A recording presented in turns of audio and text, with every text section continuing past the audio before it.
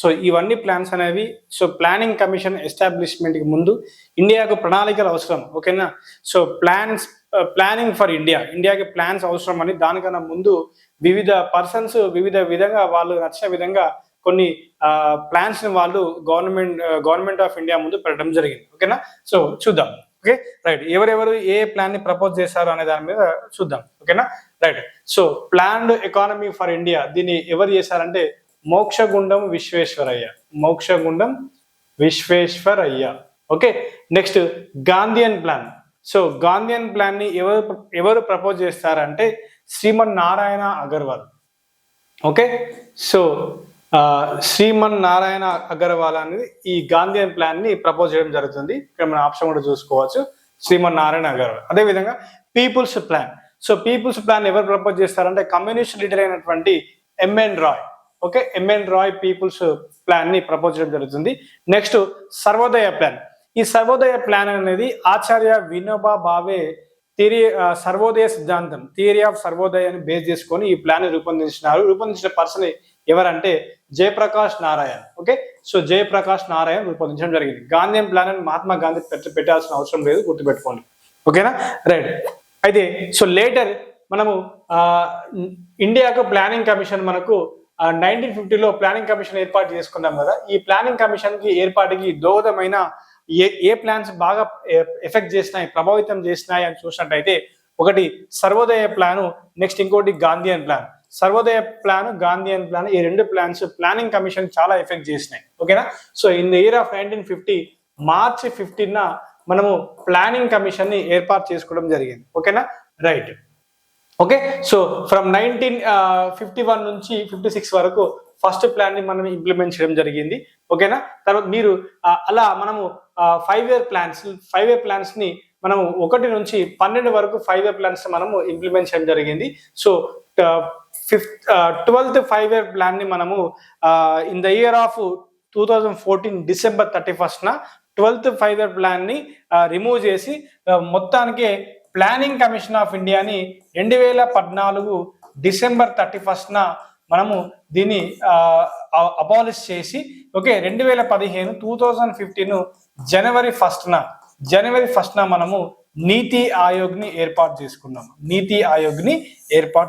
జరిగింది. అయితే ఈ ప్లానింగ్ కమిషన్ గురించి మాట్లాడినట్టయితే సో ప్లానింగ్ కమిషన్ అనేది which is non constitutional okay and non statutory body, non statutory body మరి ఎలా ఏర్పడిందంటే కేవలం executive cabinet resolution. Okay, so కేవలం క్యాబినెట్ రిజల్యూషన్ ద్వారా మాత్రమే ఇది ఏర్పాటు కావడం జరిగింది. ఓకేనా? మంత్రి మండలి తీర్మానం ద్వారా ఎవరైతే గవర్నమెంట్ ఫామ్ చేశారో అందులో ఉన్న క్యాబినెట్ మెంబర్స్ ఎవరైతే ఉన్నారో వారి యొక్క రిజల్యూషన్ ద్వారా ఈ ప్లానింగ్ కమిషన్ ని ఏర్పాటు చేయడం జరిగింది. ఓకేనా? నెక్స్ట్ ప్లానింగ్ కమిషన్ ఏం చేస్తుంటే ప్లాన్స్ ని ఇంప్లిమెంట్ చేయడం జరుగుతుంది. ఓకే, సో ఈ ప్లానింగ్ ఇంప్లిమెంట్ చేస్తే ఎన్డీసీని కూడా ఏర్పాటు చేస్తున్నారు. నేషనల్ డెవలప్మెంట్ కౌన్సిల్ అంటాము. సో నేషనల్ డెవలప్మెంట్ కౌన్సిల్ ని కూడా ఏర్పాటు చేయడం జరిగింది. ఓకేనా? So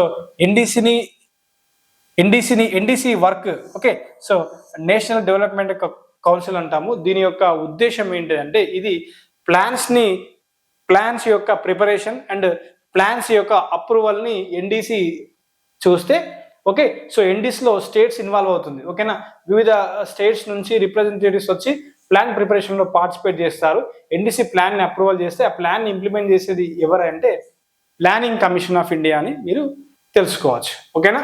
right. Okay, next 5 year plan లో మీరు అన్ని 5 year ప్లాన్స్ నేర్చుకోవాలంటే పీరియడ్ మాత్రం నేర్చుకోవాలి. ఏ ప్లాన్ ఏ పీరియడ్ వరకు కొనసాగింది, మ్యాచ్ ద ఫాలోయింగ్ ఇస్తారు. First plan, third plan, 5th, 4th అలా ఇచ్చి రైట్ సైడ్ వాటి యొక్క పీరియడ్స్ ఇచ్చి మ్యాచ్ ద ఫాలోయింగ్ టైప్ లో కూడా అడగడం జరుగుతుంది. కొన్ని ప్లాన్స్ ఉంటాయి వాటి యొక్క ఇంపార్టెన్స్ కూడా ఉంటే అవి నేర్చుకోవడానికి కూడా మీరు ప్రయత్నం చేయాలి. సో ఇక్కడ ఆన్సర్ ఏంటిది? ప్లాన్డ్ ఎకానమీ ఎవరు? Mokshagundam Visvesvaraya. Okay, Mokshagundam Visvesvaraya A3. Okay, A3 ఉంది. నెక్స్ట్ గాంధీయన్ ప్లాన్ ఎవరు? శ్రీమన్ నారాయణ అగర్వాల్. ఓకే, B4 ఉండాలి, B4 ఉంది. Next people's plan M N Roy C1 ఉంది. And Sarvodaya plan okay, Jayaprakash Narayan D2 ఉంది. ఓకే, సో ఆప్షన్ ఏ అనేది దీనికి ఆన్సర్. ఓకేనా, ఆప్షన్ ఏ అనేది దీనికి ఆన్సర్. ఓకే, సో ప్లాన్ ఇంకా కొన్ని చూసినట్టయితే జస్ట్ 1 minute. ఓకే, సో ఏ 5 year ప్లాను 1 year బిఫోరే రద్దు చేయబడింది అని మిమ్మల్ని అంటే that is 5th 5 year plan. Okay, so which is fifth 5 year plan. Okay, which is 5th 5 year plan. దీని యొక్క స్లోగన్ ఏంటిది? Poverty elevation. ఓకే, అడుగుతారు. So poverty elevation. So poverty elevation, పేదరిక నిర్మూలన పథకము అంటారు. నెక్స్ట్ 6th 5 year ప్లాన్ అని ఒకటి ఉంటుంది. దీని యొక్క ఇంపార్టెంట్ ఏంటిదంటే which 5 year plan achieved Hindu growth rate. Okay, A 5 year plan Hindu growth rate ని అచీవ్ చేసిందని డైరెక్ట్ గా అడుగుతారు.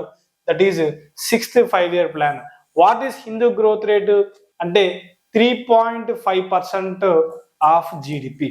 ఓకేనా, so 3.5% of GDP is nothing but Hindu growth rate అంటాం దీన్ని. Hindu growth rate, Hindu growth rate. ఓకేనా, సో హిందూ గ్రోత్ రేట్ అనడం జరుగుతుంది. ఓకేనా, ఏ plan 6th 5 year plan which is 3.5% of the GDP. And ఇంకా మీరు గుర్తుపెట్టుకోవాల్సింది సెకండ్ 5 year ప్లాన్ ఉంటుంది. సెకండ్ 5 year ప్లాన్ లో మనము ర్యాపిడ్ ఇండస్ట్రియలైజేషన్ మనం ప్రోత్సహించినాము సెకండ్ 5 year ప్లాన్ లో. ఆ సెకండ్ 5 year ప్లాన్ లో మనకు బిలాయ్ ఐరన్ ఇండస్ట్రీస్ అంటాము, బిలాయ్ ఉక్కు కర్మాగారం, తర్వాత కొన్ని ప్రాజెక్ట్స్ ఉంటాయి. ఆ ప్రాజెక్ట్స్ ఏ కంట్రీస్ కి వాటికి హెల్ప్ చేసింది ఏంటిది అనేది అవి కూడా మీరు నేర్చుకోండి. ఓకేనా, so Bhilai iron and steel project. ఓకేనా, తర్వాత హీరాకుడ్ డ్యామ్ ప్రాజెక్ట్స్, అలా కొన్ని ఉంటాయి. ఏ కంట్రీస్ యొక్క హెల్ప్ తీసుకొని వాటిని ఎస్టాబ్లిష్ చేస్తారని మ్యాచ్ ద ఫాలోయింగ్ టైప్ కూడా మిమ్మల్ని క్వశ్చన్స్ అడుగుతారు, అవి కూడా చూసుకోవడానికి ప్రయత్నం చేయండి. ఓకేనా, right. Next, in which year Khan Abdul Gafar Khan awarded with Bharat Ratna. Okay, so ఏ సంవత్సరంలో భారతరత్న అవార్డు పొందినారో అడుగుతారు.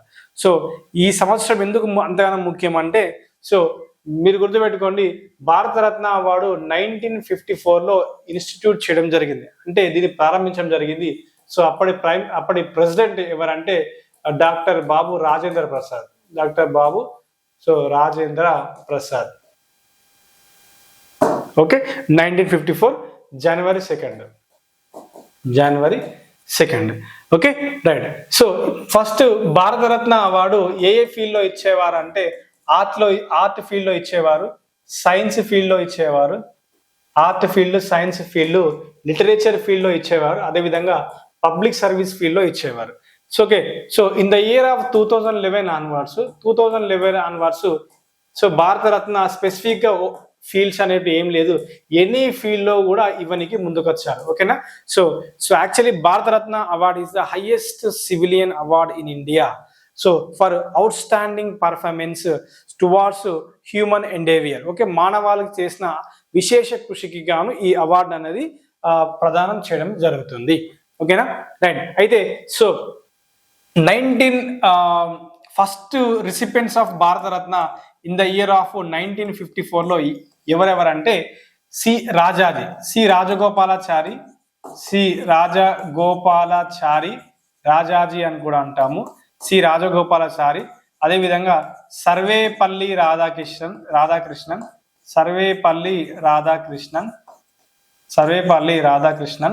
తర్వాత ఓకే సి రాజగోపాలాచారి, సర్వేపల్లి రాధాకృష్ణన్, తర్వాత సివి రామన్ గారు. ఓకే, సివి రామన్ గారు 1954లో సో ఫస్ట్ టైం ఈ 3 మెంబర్స్ కి అవార్డు ఇవ్వడం జరిగింది. C Rajagopalachari is the last governor general of India. Okay, he founded ఈ స్వతంత్ర పార్టీ, ఈ ఫౌండెడ్ స్వతంత్ర పార్టీని ఫౌండ్ చేసింది ఎవరంటే సి రాజగోపాలాచారి. రాజాజీ అని కూడా అనడం జరుగుతుంది. Okay, so he's from Tamil Nadu. Okay, Sarvepalli Radhakrishnan is the first vice president of India. Okay, and second president to the India. Next C V Raman. Okay, so Raman effect. Okay, so Raman effect.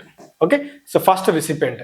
అయితే సో మరి ఇప్పటి వరకు భారతరత్న అవార్డు పొందిన నాన్ ఇండియన్స్ ఎవరంటే ఇద్దరు. One is Khan Abdul Gafar Khan. Okay, so Khan Abdul Gafar Khan, he's from Pakistan. Okay, he got Bharat Ratna in the year of 1987, and another person is Nelson Mandela. Okay, so Nelson Mandela from South Africa. So Nelson Mandela, he got in the year of 1990. Okay, so iddare non Indians, okay, who received Bharat Ratna so far ippadi varaku evarevaru ante, so Khan Abdul Ghaffar Khan and Nelson Mandela. So Khan Abdul Ghaffar ante first non Indian to receive Bharat Ratna, తర్వాత ఎవరంటే Nelson Mandela అని చెప్పచ్చు. ఓకేనా, ఏ సంవత్సరంలో 1987లో. That is, అందుకే ఈ గుర్తుపెట్టుకోవాలి, first non Indian recipients మన పేర్లో మాత్రమే గుర్తుపెట్టుకుంటాము, వాళ్ళ ఇయర్స్ కూడా ఇంపార్టెంట్, గుర్తుపెట్టుకోండి. సో 1987 అనేది దీనికి answer.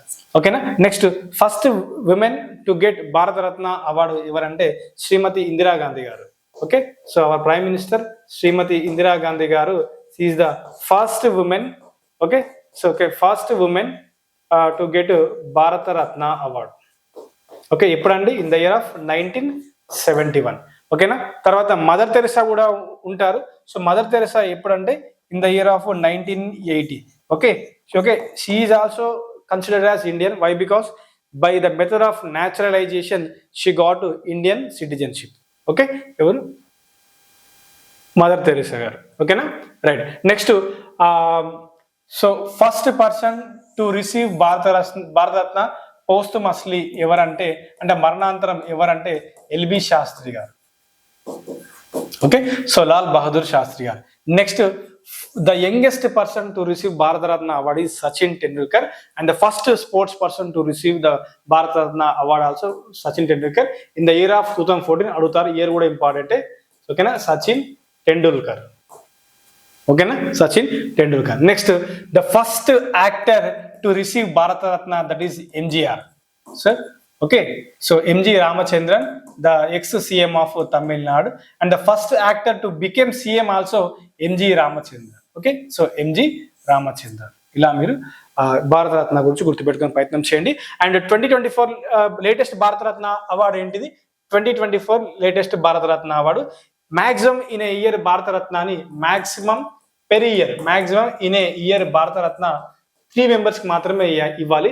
But in the year of 1999 లో వైలేట్ చేసిన 4కి ఇచ్చినారు. బట్ రీసెంట్ గా, ఇది ఫ్రెష్ రీసెంట్ గా, ఇంకా 25th 26కి ఏం రాలేదు. భారతరత్న ఎవ్రీ ఇయర్ ఇవ్వాలని అక్కడ రూల్ లేదు, ఎప్పుడైనా ఇవ్వచ్చు, అది వాళ్ళ ఇష్టం. 2024లో 5 members కి ఇవ్వడం జరిగింది. ఈ 5 members మీరు గుర్తుపెట్టుకోవాల్సిన అవసరం చాలా ఉంది. మన తెలుగు ప్రైమ్ మినిస్టర్ అయినటువంటి PV Narasimha Rao garu so posthumously రావడం జరిగింది. తర్వాత లాలకృష్ణ అద్వానీ, ఎల్కే అద్వానీ, సో ఇతను ప్రెసెంట్ బతికే ఉన్నాడు. So is only the alive person among the 5. Okay, next తర్వాత Karpoori Thakur. So Karpoori Thakur is also posthumously got. And Chaudhary Charan Singh, so posthumously he got. Next, PV Narasimha Rao, LK Advani, Karpoori Thakur, Chaudhary Charan Singh. అదేవిధంగా Karpoori Thakur, Chaudhary Charan, PV Narasimha Rao, LK Advani, MS Swaminathan. Okay, so MS Swaminathan. Okay, so MS స్వామినాథన్కి రావడం జరిగింది. Okay, MS Swaminathan also got Bharat Ratna posthumously. So posthumously ఎంతమందికి వస్తుందని direct అడుగుతారు. 2024 answer చేయండి. 1 2 3 4 members రావడం జరిగింది. ఓకేనా, సో పోస్టుమస్లీ ఎంతమంది ఇచ్చినారు? 4 members ఇవ్వడం జరిగింది. ఓకేనా, నెక్స్ట్ ఈ పివి నరసింహారావు గారు చూసినట్టయితే ఈ worked as the 9th prime minister from 1991 to 1996. He introduced the reforms so called LPG reforms. Okay, very important. Liberalization, privatization and globalization. Okay, so LPG reforms ఎందుకు ఇంట్రొడ్యూస్ చేశారు? To overcome the BOP crisis, balance of payment crisis. Okay, right.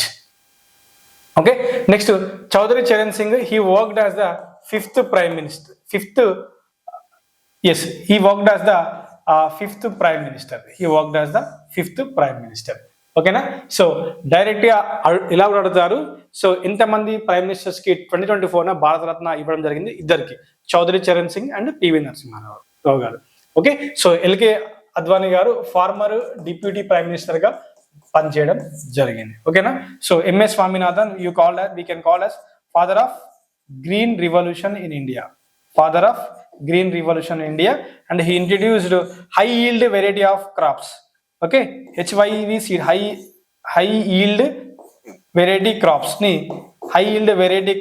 seeds ని introduce చేయడం జరిగింది హరిత విప్లవంలో భాగంగా, green revolution లో భాగంగా. Okay, next Karpoori Thakur, he worked as the former chief minister of Bihar. ఇతన్ని లోక్ నాయక్ అని కూడా అనడం జరుగుతుంది. ఓకేనా? Right. Okay, this is information regarding Bharat Ratna. ఓకేనా? సో ఈ ఫారినర్స్ ఏ సంవత్సరంలో తీసుకున్నారని కూడా గుర్తుపెట్టుకోవాలి. అబ్దుల్ గఫర్ ఖాన్ 1987 అయితే, సో చౌదరి నెల్సన్ మండేలా ఎప్పుడు ఇన్ ద ఇయర్ ఆఫ్ 1990. మన అంబేద్కర్ గారికి కూడా 1990లోనే రావడం జరిగింది. Okay, right.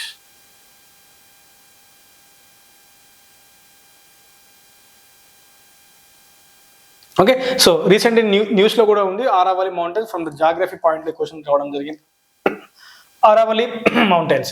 Okay, Aravalli range stretches across dash Indian states. How many Indian states అన్నారు? So Aravalli ranges, so Aravalli పర్వతాలు మనకు నార్త్ వెస్టర్న్ రీజియన్ లో ఉంటాయి. So north western side part లో ఇవి ఉండడం జరుగుతుంది. సో ఆరావళి రేంజెస్ ఏ స్టేట్స్ ని వ్యాప్తి చెంది స్ప్రెడ్ అయి ఉన్నాయంటే, so Rajasthan, okay, so Rajasthan, తర్వాత హర్యానా అండ్ గుజరాత్. రాజస్థాన్, హర్యానా, గుజరాత్. అండ్ 80% ఏ స్టేట్ లో ఆక్యుపై ఉందంటే రాజస్థాన్ లో ఆక్యుపై ఉంది. సో ఈ ఆరావళి రేంజెస్ లో భాగంగా, సో ఇది వరల్డ్స్ ఓల్డెస్ట్ మౌంటైన్స్ అని కూడా ఆరావళికి ఒక పేరు ఉండడం జరిగింది. ఓకేనా? రైట్. సో ఆరావళి పర్వతాలు మీరు చూసినట్టయితే ఇటువైపు మొత్తం గ్రీన్ ల్యాండ్ ఉంటుంది, ఒకవైపు తార్ డిజర్ట్ ఉంటుంది. Very very important. Thar desert ఆరావళికి ఏ సైడ్ ఉంటుందంటే వెస్ట్ సైడ్ ఉంటుంది. ఓకే, సో అడుగుతారు, వెస్ట్ సైడ్ కి తార్ డిజర్ట్ ఉంటుంది, ఇటువైపు మొత్తం ఇసుక దిబ్బలు ఉంటాయి. సో ఈ ఆరావళి మౌంటైన్స్ అనేవి ఒక గార్డియన్ గా, ఒక వాల్ గా, ఒక గోడగా సో ఇటువైపు గ్రీనరీని, మన భారతదేశాన్ని రక్షిస్తుందని కూడా చెప్పచ్చు. Okay, right. Next, so and ఇంకొకటి 1 union territory, 1 UT which is Delhi. 1 UT which is Delhi. ఇక్కడ స్టేట్స్ అడిగినారు కాబట్టి you can directly answer 3 states. Okay, 3 states అని చెప్పండి. ఒకవేళ UT అడిగితే so 1 union territory, that is Delhi. Okay, so ఇదే ఆరావళి మౌంటైన్స్ లో హైయెస్ట్ పీక్ ఏందని అడుగుతారు. సో హైయెస్ట్ పీక్ ఏంటిదని మిమ్మల్ని అడుగుతారు. దట్ ఈస్ గురు శిఖర్. ఇది ఎక్కడ ఉంటుందంటే రాజస్థాన్ లోని mount Abu. Okay, and hill station మీద ఉంటుంది, హిల్ స్టేషన్ లో ఉంటుంది. ఓకే, సో మౌంట్ అబూ అనే హిల్ స్టేషన్ లో ఉంటుంది. ఈ గురు శిఖర్ యొక్క హైట్ డైరెక్ట్ ఎగ్జామినేషన్ అడిగినారు కాబట్టి చెప్తున్నాను, 1722 meters. ఓకే, సో 1722 meters ఈ గురు శిఖర్ యొక్క height. Highest peak in Aravalli mountains. ఎన్ని states? 3 states followed by 1 union territory called Delhi. Okay, next, which of the following is not a thematic hubs under the National Quantum Mission? Okay, so very very important science and technology lo bhaganga. So under not a thematic hub under National Quantum Mission project. So it is a major initiative by the government of India to propel the nation to the forefront of the quantum technology research and development. Okay na? Right. So India national quantum mission ని మనకు 23-24 budget లో భాగంగా ఈ scheme ని implement చేయడం జరిగింది. So దీనికి సంబంధించి 2023-24 నుంచి సో 2030-31 ఫైనాన్షియల్ ఇయర్ వరకు మనకు 6003.75 crores బడ్జెట్ ని ఈ యొక్క నేషనల్ క్వాంటమ్ మిషన్ కి గవర్నమెంట్ ఆఫ్ ఇండియా అలొకేట్ చేయడం జరిగింది. దట్ బడ్జెట్ కూడా అడుగుతారు, గుర్తుపెట్టుకోండి.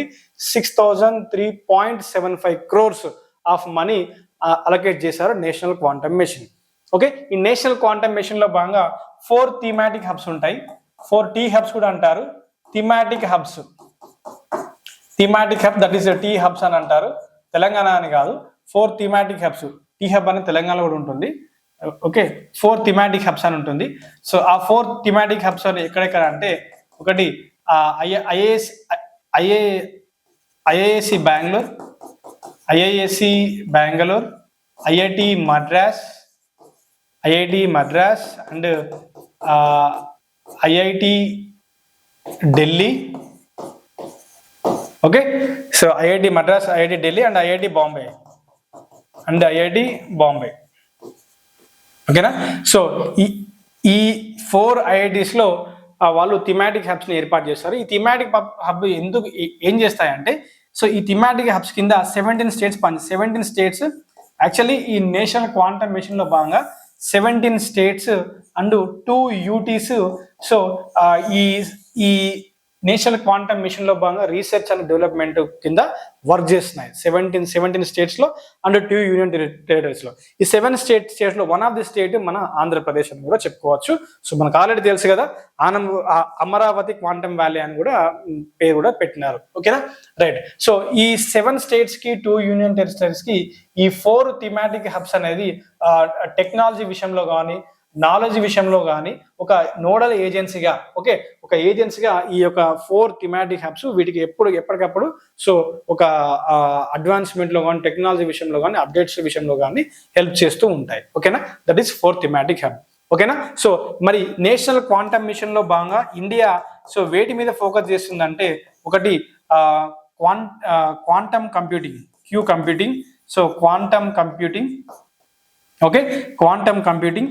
నెక్స్ట్ క్వాంటమ్ కమ్యూనికేషన్ అడుగుతారు. సో క్వాంటమ్ కంప్యూటింగ్ మీద, క్వాంటమ్